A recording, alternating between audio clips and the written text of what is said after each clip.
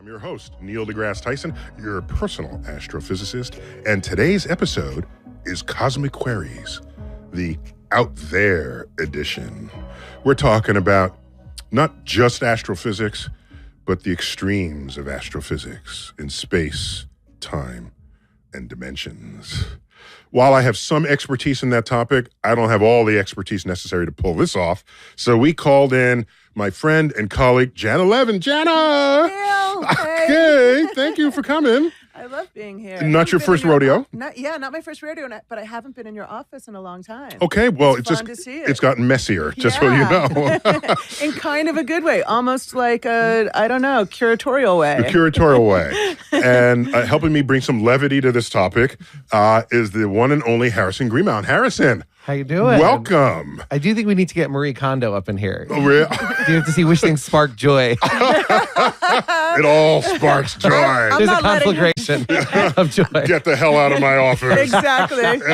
We'll barricade it. So you're a comedian and a magician? Yes, absolutely. That's crazy. Oh, yeah. Dude, stay here. I don't want you to Classic disappear. double threat. And don't make my guest disappear today, right? Absolutely.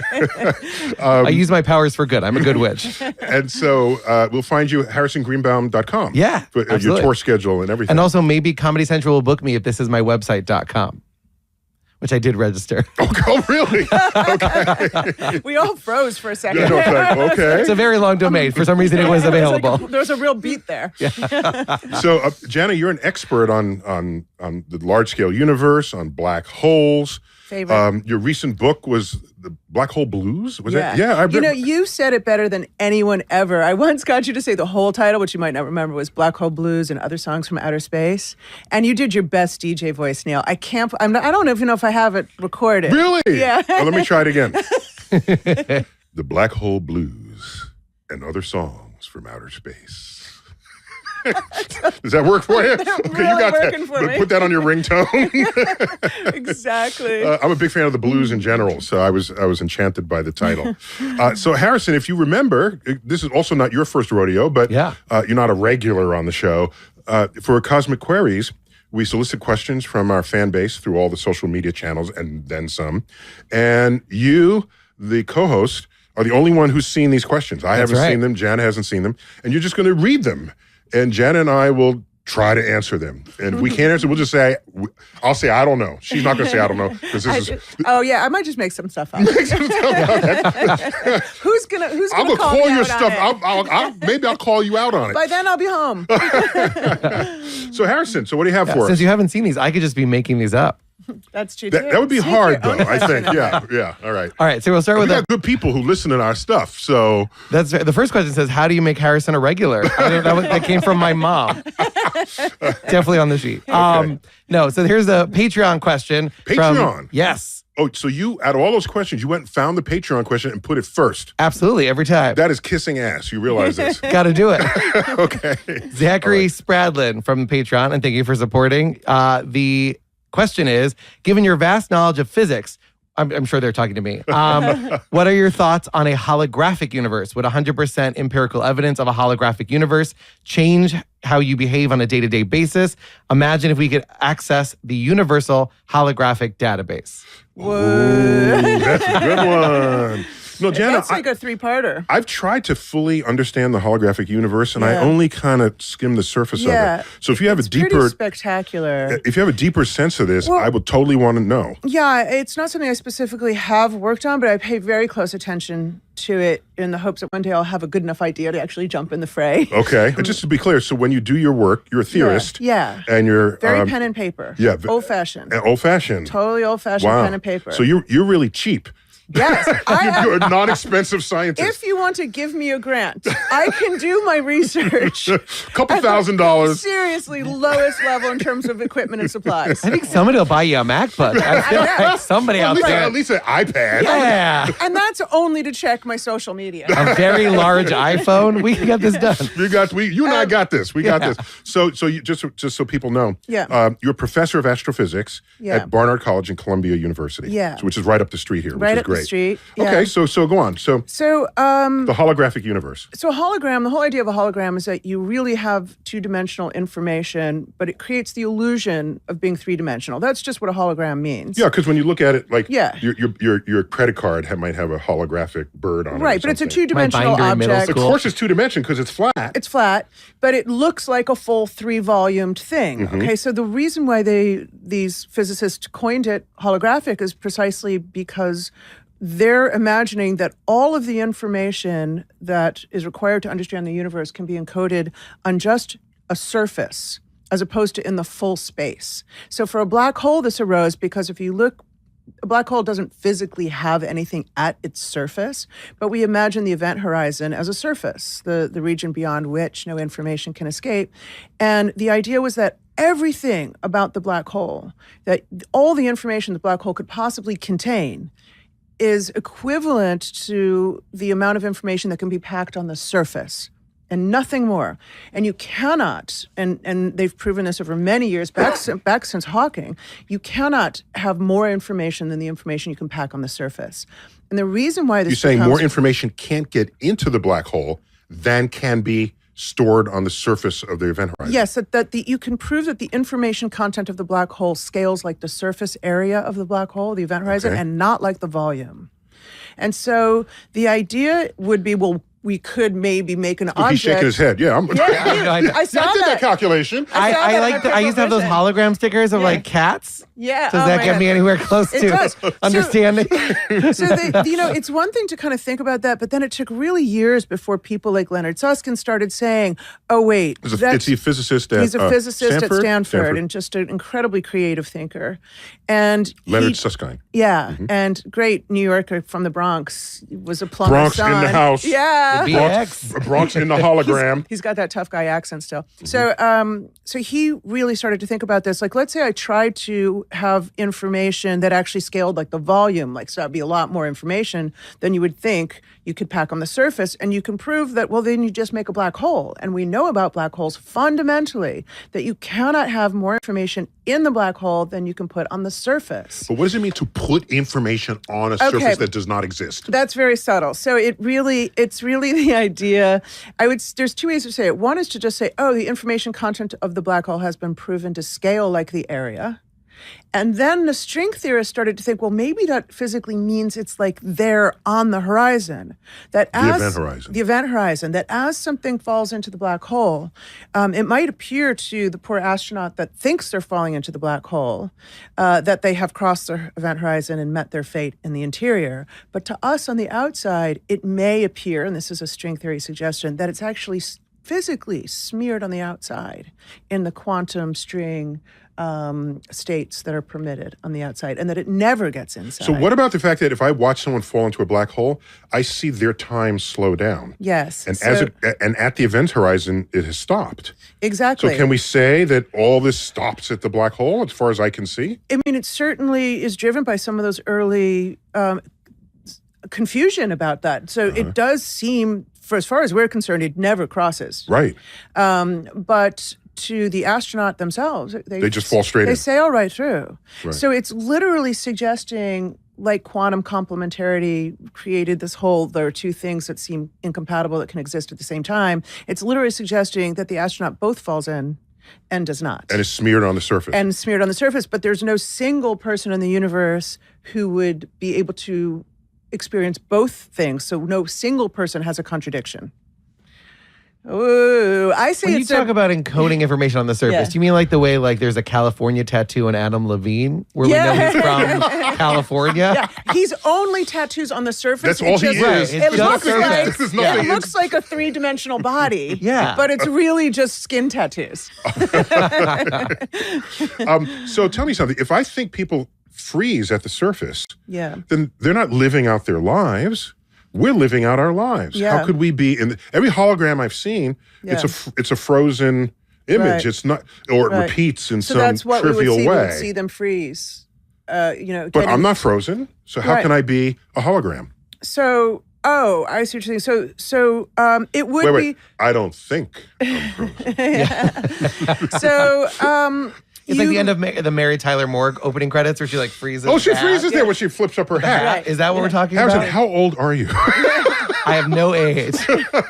We're just a fan of Mary Tyler Moore. How do you That get show's been off the air access? since We're at the edge of a black hole, so my life has just stopped. 1872. That show has been off the air. Just want you to know. So I would say the idea that holograms are frozen is just a technology problem. You certainly could make a hologram that was updating the information on the surface and therefore moving in time. So it doesn't have to be frozen to be a hologram, but it does have to be two-dimensional and nonetheless appear three-dimensional. Why can't we be a three-dimensional hologram of a four-dimensional space? That's good, right? That's That not was very that's not bad. Not bad. If a Neil. hologram is one dimension less, Yes, it could be the case, and there's definitely. and are we four dimensions? Three Three space and one time? Yeah, so there. Don't go back on us on that one. I'm not going back on you on that one, but there is some confusion about that time dimension. But Whether it behaves as a space dimension, it clearly does to whether some it's a extent. full-blooded but to space some dimension. extent it doesn't, because I can turn left and right. But I space. can't Wait, go in what? space. Yeah. But I I don't think my go- car has that set. But I can't go forward and backward in time, right? So I can't do both directions you in have time. mobility in Right. space coordinates And I can not in your see time. things in both directions. I can see something to the right and I can see something to the left. I can see something in the past as the light travels across the universe and gets to me, but I cannot see something from the future. So we are prisoners of the present, forever trapped between a past we cannot access and a future we cannot see. You're such I think that's the new opening to the Twilight Zone. I'm excited for the reboot. Cue the music. Okay, so that's cool. So Yeah. so let's get back to the question. Yeah. If we know Just one question could keep us busy the whole time. 100%, if we are 100% sure that we are a hologram, should we behave any differently? That's And who are we a hologram to? yeah. So this is On whose black hole surface are we? right. So then, so people have a harder time understanding holography in the cosmological context, moving away from the black hole. But the idea is the black hole is the terrain on which we learn fundamental thinking. So we should use the lessons that we can only learn there, the evidence that only exists there, But, okay, to understand the whole universe. as a cue, Yeah. as proxy. Right. So then we turn out and we say, the universe is expanding so rapidly. We have a cosmic horizon. We do. We do. There is a region beyond which we cannot see as long as the universe expands at this pace. And the light can never get to it, race though it might, because the expansion of the universe will exceed it. So we are analogous cosmologically to a black hole, But and we on are inside its event Yeah, horizon. it's like an inverted one, and we're inside the event horizon, and there's stuff beyond it that we'll never know about us, and we'll never know about them. And so, can we make a holography of that? And then, yes, can I make a holography of just you and I? But you see, we have so much less information than the maximum we could pack on us that's why we haven't tested whether or not we're holographic animals. So, holography requires a more sophisticated thing than just like printing words in a book, which is not holographic, but it's way less than the maximum amount of information than you can pack. And the hologram is an example of packing a lot more, right? So if you made a human being that was packing the maximum amount of information that they possibly could, they would turn into a black hole. Or they'd have a really full backpack. Yeah. So holography doesn't say you can't have things with less information that are just not, as extraordinary. It just says that's the maximum that we can Okay, have. And so it's all an illusion. We really are two-dimensional. You're flipping me out a little bit here. So let me just say, and I'm an astrophysicist, right? Yeah. Right. So why did you all of a sudden, without anybody's permission in this conversation, equate matter with information? Because when I think of matter, concentration of matter as a star guy, I studied stars. Yeah. You pack in the matter. Right. And you get a black hole. Right. Now you're saying you're going to pack information, Yeah. and you're going to get an information black hole. Right. Is that the same thing? I think that the shift that I'm feeling and that I'm learning from other people as well is that matter is just information. So what does it mean to say an electron is matter? What we mean is it has a certain charge, it has a certain spin, it has a certain number of quantum properties, and those quantum properties qualify as information. And it completely defines what the thing is. And there's no such thing as an electron that's a little bit heavier or a little bit lighter, Right. spins a little faster, or a little slower, has Which a little is- more charge or a little less charge. which There's is no freaky. such thing. Right. Every electron is Yeah. identical to every other electron. There's literally no history to it. It's like all the Kardashians. Which one is that one? Yeah. The only thing that I need to know is its position in space. Right, exactly. So the idea there is that the electron is simply the collection of information about it. And that is its identity. And so then we start to think, well, what else does it mean to be physically real is just that list of quantum properties. Wow. So I think that the shift is to say, look, it's just math and information. And we got to stop thinking so concrete, feeling like we know that this is an illusion. I can't put my hand through your leg, even though we both know it's mostly empty space on both parts. We are mostly empty freaking space. Yeah, voids. 2 voids. That's the secret to one of my tricks. I won't tell you which one. Because you're also a magician, right? Exactly. So it's all quantum. There's a famous comment. I'm going to paraphrase it, and it might be apocryphal, but it's great anyway. Rutherford who discovered that the atom was empty? I think it was Rutherford. Yeah, I mean, with he the doing the gold nuclear foil stuff. Yeah. Okay. So what you do is you get a really thin gold foil, like aluminum foil. This is gold foil. Hammer it really thin. That's what I assume Trump wraps all his sandwiches I was in. going to say, that's a good one. Very Trump gilded everything. So then you hang it there and you fire particles at it. And you ask, how often does a particle hit a gold atom and how often does it pass through? Because you make it really, really thin. And it turns out most particles pass right through the foil. No damage done. No damage done, not deflected, nothing. And he concluded that most of atoms are completely empty space. And he's rumored the next morning after having contemplated this, that he was afraid to step onto the floor, getting out of his bed. For fear of falling fear through. he might fall through the floor. Because he alone on Earth knew how empty matter actually is. Yeah. I figured that out by looking at Republican heads. Very empty. Reading their tweets. Yeah, exactly. So is it fair then to say that, so in astrophysics, there's something called a degenerate state, which is not a statement about its moral fiber, I but would say most comedians are in a degenerate state. degeneracy has to do with whether 2 atoms or particles can occupy the same state at the same time, the same configuration. And electrons, 2 identical electrons cannot be in the same place at the same time. They have to be separated. And so there's a pressure because they will not, there's a limit to how close you can get them. And now based on how you describe it, I'm thinking, if you do that, you're putting too much information in one place. Ooh, that's an interesting idea. Look at you, Neil. So the Pauli exclusion principle Would being be caused by an information limit. Want to write a paper on that? Let's do it. Let's do Oh my it. God, I'm Invent science? gonna be up all night now. Let's do that. I All love of the it. degenerate states. It's an I information love it. problem. I think that's a lovely idea. Okay, we'll talk about that later. We got to take a break. Do I get co-credit? Am I going to be in a paper? Yeah, in the credits, Harrison made us laugh during this paragraph. Moral support. I was the cheerleader. So when we come back, more Cosmic Queries Out There edition. We're back. Star Talk, Cosmic Queries, the Out There edition. All parts of the universe that are far away and freaky. And we've got some good expertise for that in Jan 11. Jana, good to have you. And of course, Great to be Harrison. here. So this is the second segment. You're reading Yeah. questions. The first segment, we got through only one question. Yeah, but it was a doozy. It was a doozy, all about holograms. So what else do you have for us?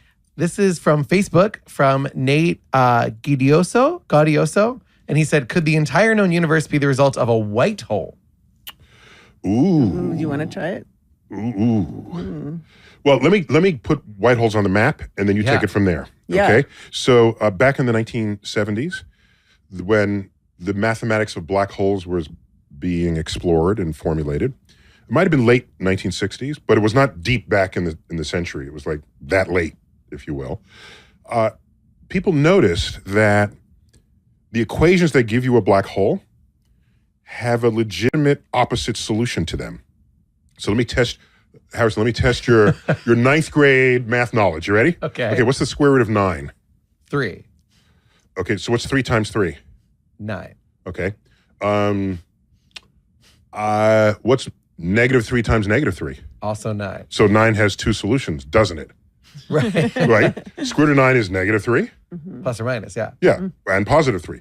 But you only gave me one solution. Right. The solution you preferred. Yeah. Right? But there's the dark side, the negative side. So some questions in science, the mathematics of them reveal that there are 2 answers that are completely authentic and legitimate. And when people were studying black holes and the mathematics of black holes, in Einstein's equations, a second solution emerged that was everything a black hole is except the opposite of that. So things only ever came out of this space. And so it would be white if you were to look for it in the universe. So they said, let's look for these things. And people thought maybe quasars, which are very bright, distant objects in the universe, maybe those are the white hole versions of black holes. And then they said, we have a white hole and a black hole. Maybe they're connected. Mm-hmm. And this was the introduction of a wormhole. A wormhole would connect a white hole to a black hole. Everything goes in a black hole, comes out the other side. So we looked for the properties of a white hole. Quasars did not satisfy those properties, and we kind of gave up on them. So no one's looking for white holes anymore. Yeah. So that's the farthest I can take it. Jenna. Right. So it is a really intuitive idea that. Did I get anything wrong? I think I got. No. Yeah, that sounds great. Good. It's very natural to imagine. So let's say everything falls into a black hole, and you think it goes where? And that's the whole crisis about the black hole is not the event horizon and all that's that the thing. fabulousness. The whole crisis. Yeah. I didn't know. I dropped the W. And the whole crisis. The word must have gotten stuck in my head. So the idea would be that you can sew on a white hole onto the interior of a black hole. And it kind of makes sense because these singularities that people run amok on the streets because they don't want them to exist in nature, and they probably don't exist in nature. And the singularities are so problematic that wouldn't it be better, instead of having this infinite energy, infinite curvature of space, infinite density, literally a hole in space, like the matter gets there in finite time, and then what? You don't know what happens to it. It's literally like a cut in space. It's something where physics breaks down fundamentally. So people had the idea, well, let's get rid of the singularity and sew the black hole onto the Big Bang, which is also a singularity. And so you get rid of both and you repair it. So you're saying at the center of the black hole, it birthed another universe. Yes. So that is really... So casually she just said that. I'm talking about inventing a whole freaking universe. Yeah, of course. You get a black hole. Yeah, whatever. So I'm still stuck on the plus and minus negative 3. What I love the most about that is it means that the black hole, small as it might be on the outside, so let's say our sun became a black hole by some intervention, because it wouldn't naturally collapse to a black hole. It's not big enough. But if it were, it would be only about 6 kilometers across. Be a very small object on the outside, but on the inside, it could be as big as a whole universe. So it's like Doctor Who's TARDIS. I was about to say. I was so excited. I was like, that really sounds like a TARDIS. Yeah, that's hitting the geek buttons right there. It's bigger on the inside than the outside suggests. Mm-hmm. And one way it could be bigger is it could be a whole Big Bang. It could be a whole universe. Now, the reason that's sort of fallen out of favor is because there are reasons to suggest that if that were true, that the universe would become very unstable to these things. Because if there's just some random probability for a black hole spontaneously creating a universe in its interior, it would be, even though seemingly unlikely, it would just be such a, what's the word I'm looking for, such a enormous proliferation of them that it would actually make the world unstable. And so it's sort of fallen out of favor. No, it depends on who you ask. There's enough instability in the world. I'm all writing this for my new screenplay called The White Hole. So some old-fashioned relativists who only think about space and time still like the idea. An expert on Einstein's relativity. Yes, yeah. and studies primarily space-time. And those who study things like string theory and particle physics are more skeptical about the idea because their work seems to suggest this instability. So sometimes the camps are split on this still. It's going to be a very tense dinner party. Yeah. So what you're saying is wherever there's a black hole, there's another universe. If that's the case, this would be like a Swiss cheese. Yes. In the higher dimensional. That's right. But that universe, okay, so space and time switch places interior to the black hole. So while you're imagining a universe which is spatial, the black hole would be in its past and therefore inaccessible. So it would look like the Big Bang was solely in the past. It wouldn't be a place you could go to in the new universe. It would be a time in your history. We got to take a break. No. And they're just now getting rid of CBD products in New York. Oh man, the timing is terrible.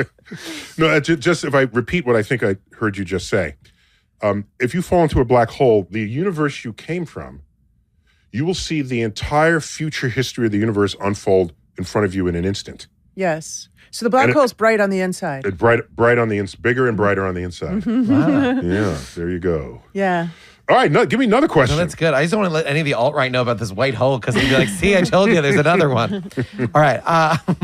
This is from a Patreon candidate, Frank, contributor, Frank Kane, which I think, is he related to Bob Kane? That's the guy who made Batman. Probably not, but Batman shout out. What's your take? Probably not. Yeah, okay. What is your take on negative mass? I've read that if it exists, we can hold open wormholes, travel backward through time, make a warp drive, and all sorts of crazy stuff. If the mass is possible, do you think that means it really is possible? Ooh. So start there first. Yeah. If you have a mathematical understanding of a theory that is working, does everything that comes out of the math have to be true? I mean, we don't obviously know the answer to that question, but it does seem like nature always finds a way. I mean, we've been sitting here talking about black holes. Yeah. Right.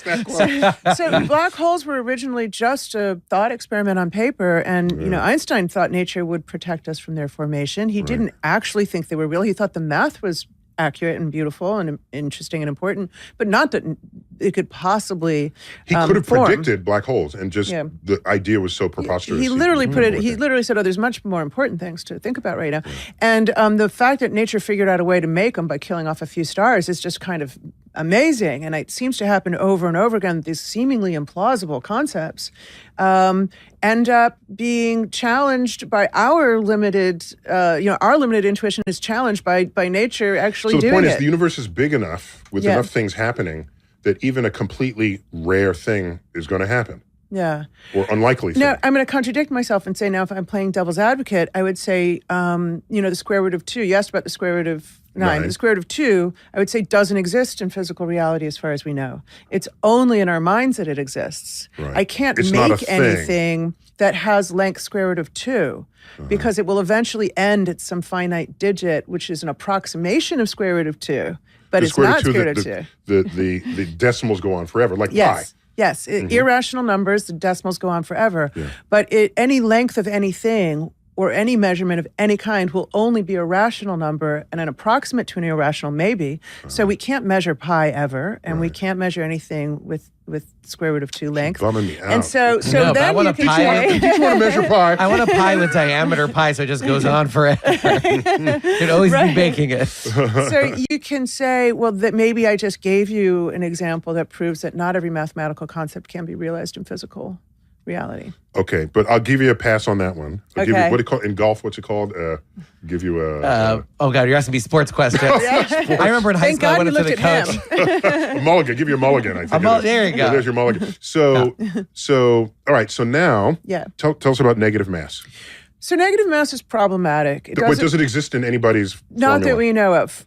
We have seen negative energies in very subtle contexts where you have two plates that are very close to each other where you can create a negative energy in the quantum states between the plates. So this is when... I've dated some girls with negative energy.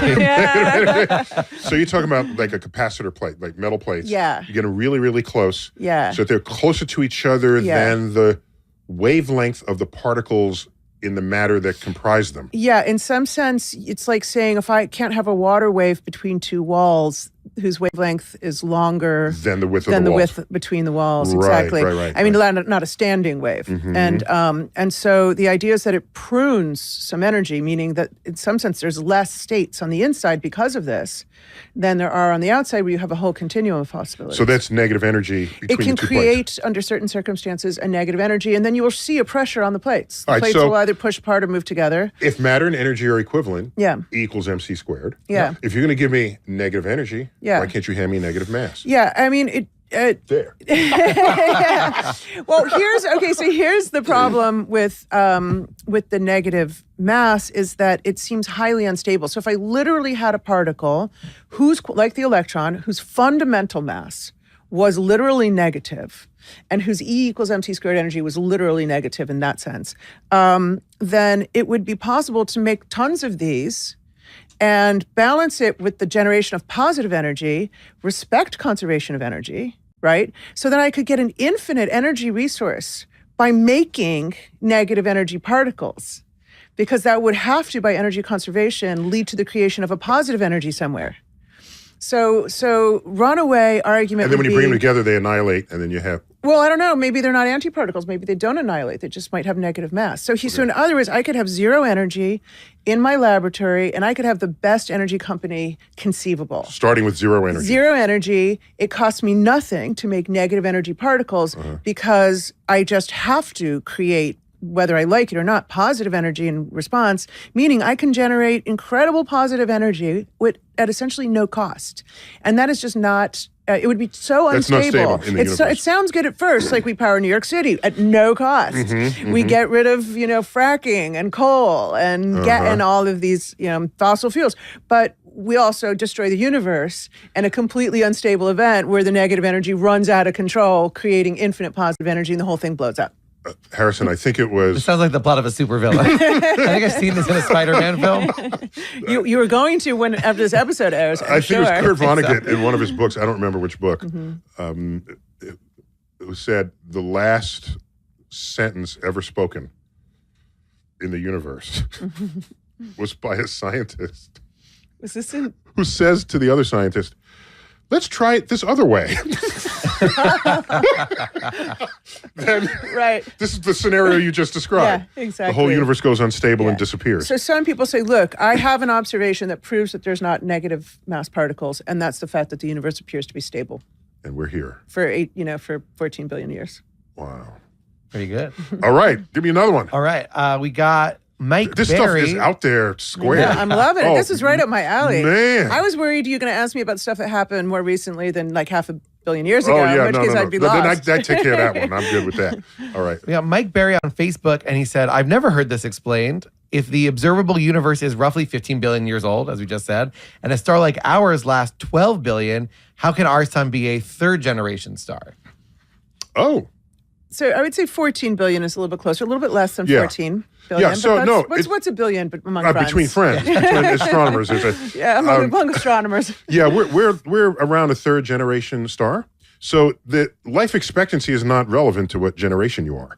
So because the generation that we speak of is, we think of the stars that create the elements that are then scattered back into the universe and give another generation this enrichment. Those stars live 100,000 They're much million shorter years. lived Much because shorter lived. they didn't have the heavy elements, precisely because they were first generation. Yeah. So you get the high mass stars don't live very long.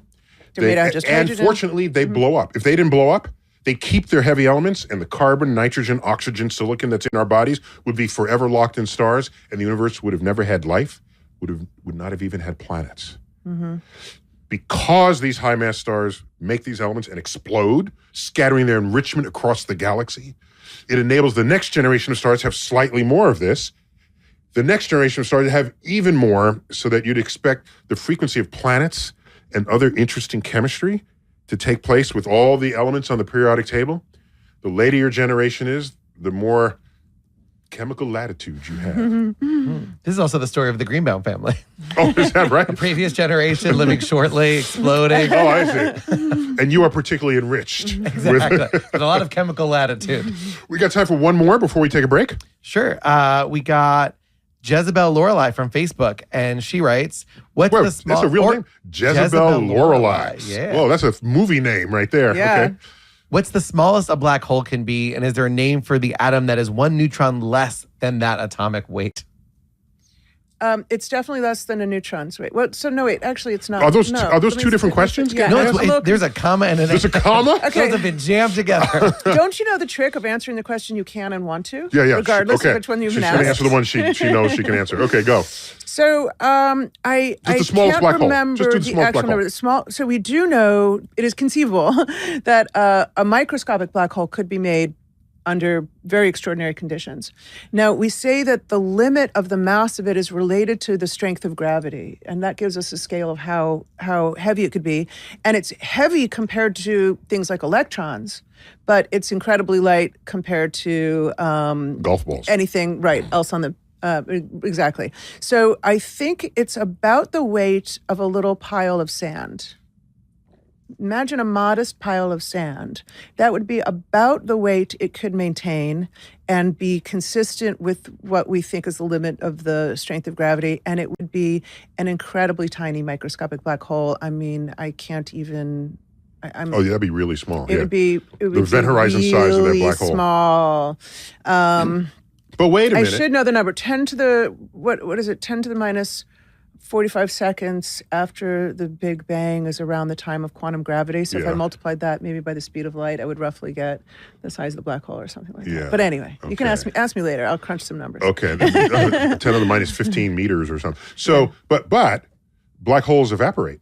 So they can become so small that they don't exist at all. Well, good point. So those black holes are incredibly unstable to evaporation.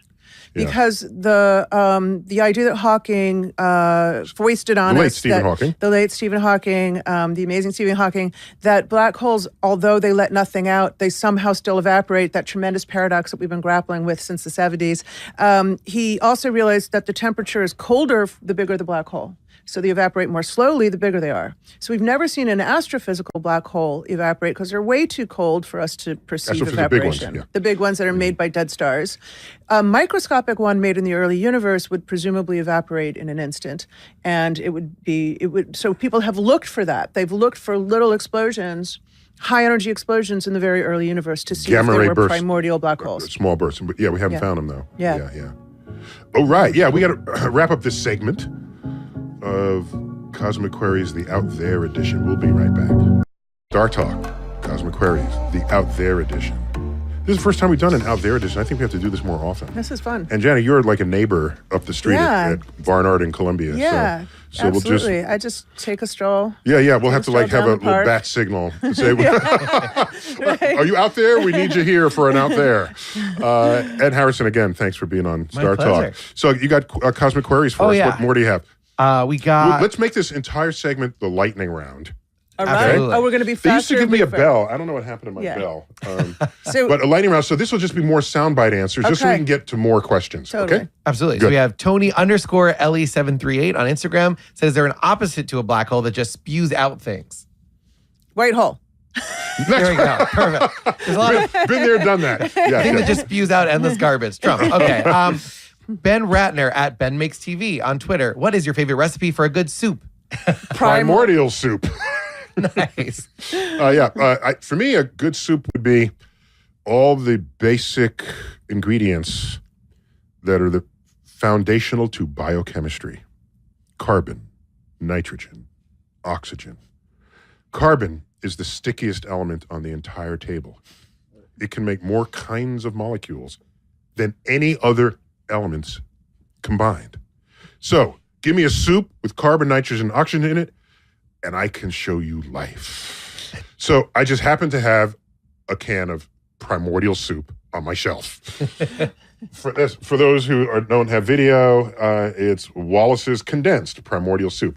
Can you read the ingredients on the primordial soup? The ingredients I used to be able to see. Is this a real? Oh, yeah, okay. Quick and easy instructions. Mixed soup. 1 can of seawater. Okay. Lightning. Heat. Uncovered in early years. This is like the early Earth here. For 2 to 3 millennia. Save the simple molecules to form larger, more complex molecules.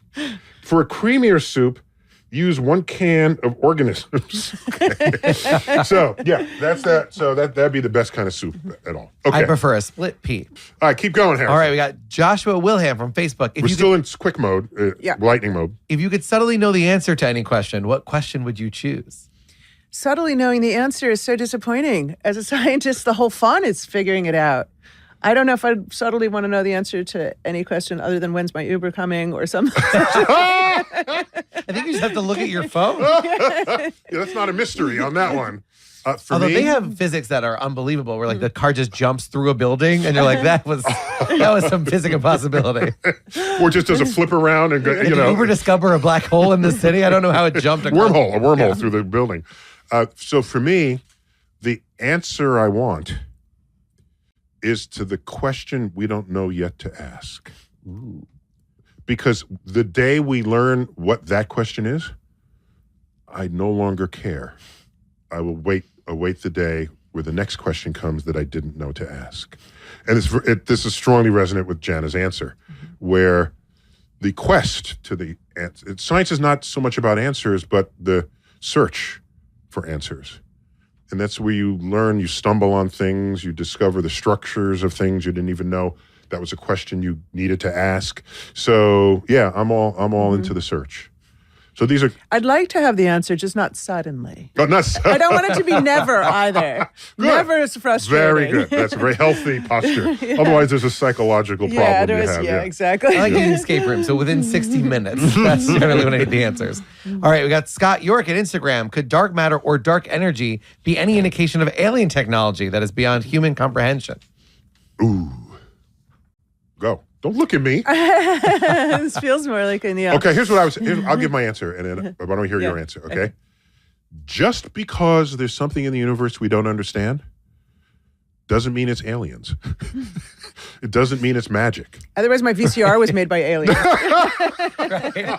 You still have a VCR? Exactly. The fact that I have a VCR. Oh my God, we really need to get you that grant. Right, My God. we reflect alien intervention somehow. First, you talk about Mary Tyler Moore, and you're talking about VCRs. How the hell old are you guys?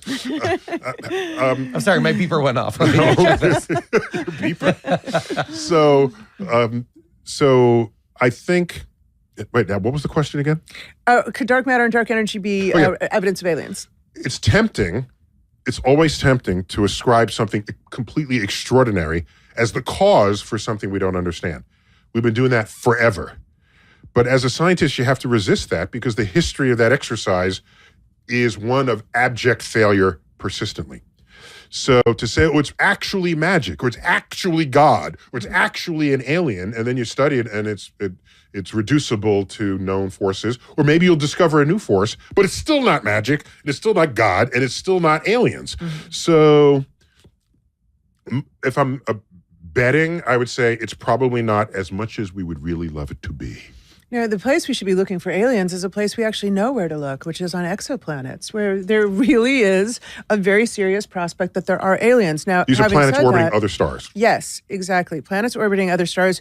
We think that in our Milky Way, of which there are hundreds of billions of stars, that there are probably more planets than there are stars in the Milky Way. Mm-hmm. And so that's suddenly a stunning number that we didn't realize, 20 years ago. Yeah, but you're just talking about some kind of living organism. Right, I was going to say. We're talking about aliens. Yeah. We're talking about serious ray gun aliens, you know? Absolutely. They're the aliens, face, right? Area 51. I know. They're probably more like the kind of thing you wipe off your shoe, which is sad. Yeah, exactly. For sure. Some primordial ooze that is itself a mat of life. Right.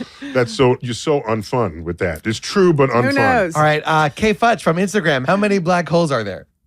So in our galaxy, we just said that there are a few hundred billion stars in our galaxy. About 1% of them at the end of their lives are going to be big enough to collapse all the way through to become black holes. And so that's a lot, right? Yeah, 1% of 100 billion is a billion black holes. It's a billion black holes. Yeah. And in addition to that, we know that there are tens of thousands of black holes around the supermassive black hole at the center of our galaxy. So the center of our galaxy harbors a black hole a few million times the mass of the sun, and it has tens of thousands of black holes specially segregated around it. So that's just our galaxy. Now you're saying in the observable universe, there are as many galaxies as there are stars in the Milky Way. You got a lot of black holes out there. And all evidence shows that every red-blooded galaxy, like the Milky Way, has got a supermassive black hole in its center. Yeah. So we've got hundreds of billions of those, and hundreds of billions times a billion of the smaller ones. Surrender now. Oh my God. It's like the worst Milky Way. Like the Milky Way candy bar that's realistic has a black hole in the middle of it. Yeah. No, thank you. Jeek.2 at Instagram wrote, can a black hole eat another black hole? And if so, would it contribute to its growth? Absolutely. Like a Pac-Man theory of black holes. Absolutely. One of the most... Pac-Man? Wait, your references are so Pac-Man. classic. Oh, I love it, but I have to make fun of it because we got... Sure. Can we come to your house and see what you got the setup there? This is I've done a couple of 80s escape rooms recently, so it's on Do my you mind. have a cell phone? All right. It's very large. Wait, It's what this was the question? big. Oh, yeah, black holes eating other black holes. That is one of the most exciting things that's happened this century is the direct recording of the sound amount of space-time ringing due to the collision of two black holes, which if you want to call it them eating each other, you could. They merged and they created a bigger black hole. So each one was about 30 times the mass of the sun. And so we know that there's a black hole out there in that rough direction, as far as we could ascertain, that is 60 times the mass of the sun. And yes, they get bigger. They get bigger by almost as much as you would think. The energy that they lost in terms of like literally E equals mc squared energy that wasn't the sum of the parts came out in this ringing of space-time. And it was recorded by LIGO, this fantastic instrument. It happened in, must have been 2015. It's a new window to the universe that's measuring the ripples in the fabric of space rather than the ripples in the energy of light. And this is what Black Hole Blues was all about. I was writing it while Your they book. were on this campaign. Yeah, and they hadn't succeeded while I was writing it. And I was really writing it precisely, ties in with what we were talking about earlier, about the pursuit.